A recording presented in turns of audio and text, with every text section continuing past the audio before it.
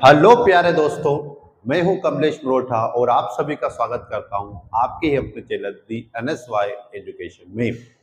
I hope अभी सब बढ़िया होंगे, अच्छी पढ़ाई आप कर रहे होंगे। तो एमपीटेड वक्त 3 मेंस की जो इंग्लिश है उसकी तैयारी आप भी अच्छी कर रहे होंगे। तो उसमें थोड़ा सा सहयोग करने के लिए मैं कुछ अपने कंसेप्ट बताता हूँ। आज इंग्लिश के कुछ ग्रामिकल कंसेप्ट अपन सीखेंगे, वो है एक्टिव और पैसिव के। काफी जो दोस्त हैं अपने, उनको बड़ी दिक्कत आती है इनमें, तो कोई दिक्कत नहीं है। आप छोटा सा कंसेप्ट सीखिए और उस ट्रिक से आप आसानी से कोई भी प्रकार का जो एक्टिव पैसिव होगा उसे आसानी से टिक कर पाएंगे। ठीक है ना। चलिए सीखते हैं एक्टिव और पैसिव। तो सबसे पहले मैं आपको थोड़ा सा इंट्रोडक्शन बता दूं इसके बारे में। आपको पता है ये वॉइस होता है ना। अब वॉइस में क्या होते हैं, 2 कैटेगरी होती है। एक कैटेगरी क्या होती है, एक होती है एक्टिव की और एक होती है पैसिव की। क्लियर हो गई इतनी बात।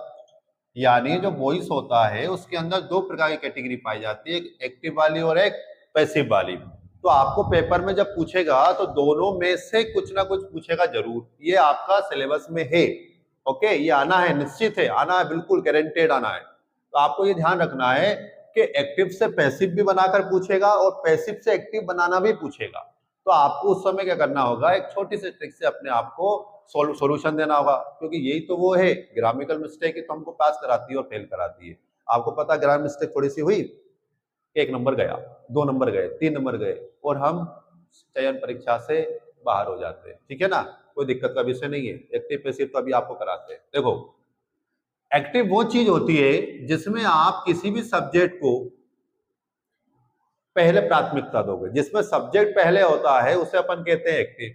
अब इसमें आ जाओ थोड़ा सा, जिसमें आप किसी भी ऑब्जेक्ट का प्रयोग पहले करोगे। ऑफर ऑब्जेक्ट मतलब है ना, ये ऑब्जेक्ट है। ऑब्जेक्ट मतलब कोई भी कर्म। आप जानते हैं कर्म क्या होता है।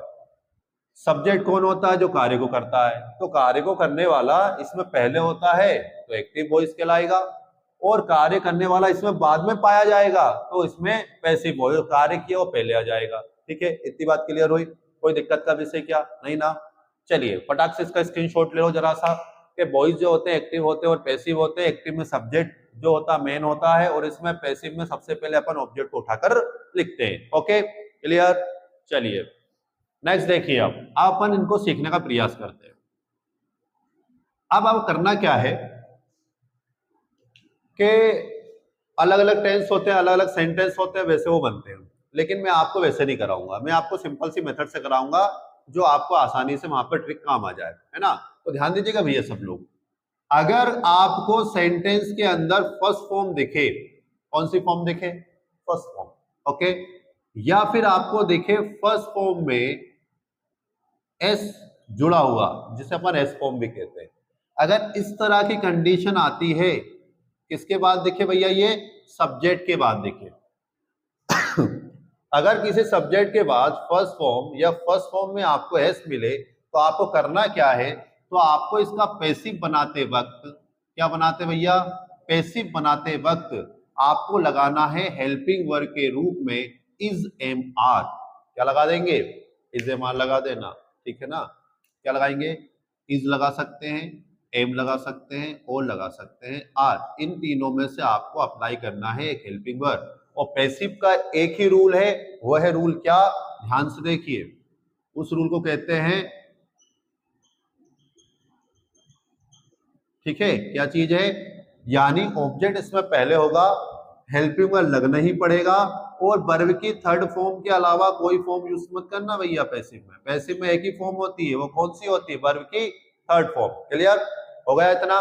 तो ध्यान दीजिए फिर से, अगर सब्जेक्ट के बाद फर्स्ट फॉर्म या फर्स्ट फॉर्म में एस आपको लगा मिलेगा, तो उसमें आपको पैसिव करते वक्त हेल्पिंग वर्ब के रूप में इज एम आर यूज करना है। और पैसिव का एक ही रूल है, वर्ब की थर्ड फॉर्म पैसिव में होती, और कोई फॉर्म आपको दिमाग में रखना नहीं है। ठीक है, क्लियर, पहला कंसेप्ट क्लियर हुआ। बताइए भाई सबको, बताइए क्या करना है। अगर सब्जेक्ट के बाद वर्ब की फर्स्ट फॉर्म है या एस फॉर्म है, तो आपको उसमें लगाना है हेल्पिंग वर्ब में इज एम आर। ओके चलिए नेक्स्ट देखें, पहला कंसेप्ट के बाद सेकंड कंसेप्ट। सेकंड क्या बोल रहा है, यदि सब्जेक्ट के बाद आपको क्या दिखे, कोई सेकंड फॉर्म मिले, क्या मिलेगी भैया, सेकंड फॉर्म। तो आपको पैसिव करते वक्त क्या करना होगा, आप पैसिव करते वक्त उस वाले सेंटेंस में लगाना पैसिव में वॉज और वर की हेल्पिंग वर्ब। क्या लगा सकते हैं, वॉज या वर। अब बताइए भैया पैसिव में कौन सी फॉर्म आती है, बोलो जल्दी। हाँ थर्ड फॉर्म, सही बोला बिल्कुल। कौन सी फॉर्म लगाना इन सब में, थर्ड फॉर्म। किसमें भैया, पैसिव करते वक्त कोई भी हेल्पिंग वर्ब लिखी हो हमें तो थर्ड फॉर्म लगाना है।